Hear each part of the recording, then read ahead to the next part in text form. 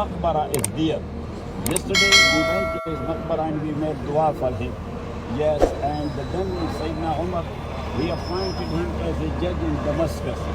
So he is from the same family, and these ma'lumat are these information they are getting from one another from generation to generation. So you can call it a chest gazette. That is not a written thing. And Brother Najib, we know him. He knows every single inch of Medina from his ancestors, because they have taught him that this is the same place and this is this place and this is this place. So as far as this place is concerned, this is a well, and this well is called the Bir Ghars or Well of Ghars. So this was belong to a Sahabi of Rasulullah sallallahu alaihi wasallam. His name is Sa'd ibn Khaysama radiyallahu ta'ala an. Sa'd ibn Khaysama radiyallahu ta'ala an, he never got married.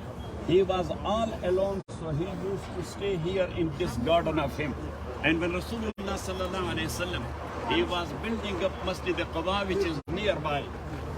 Yes, Masjid al-Quba, that is. The minarets are there.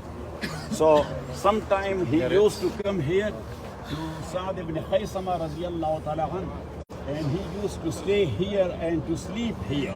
So one day he made wudu from the water of this well, and the remaining water he threw it here in this well. And when Rasulullah sallallahu alaihi wasallam was in his last days, so he made a will to his cousin Sayyidina Ali radiyallahu ta'ala an, that Ali, when I will die, so you have to bring 7 bags water, skin bag, which is called mush. Yeah. So 7 bags of water here from, and give me ghusl from this water and this well. So then Sayyid Ali radiallahu ta'ala fulfilled the wasiyah of Rasulullah sallallahu alayhi wasallam, and here from he took 7 skin bags full of water and he gave ghusl here. He washed Rasulullah's body here? No, not body, not the water. Water. The water.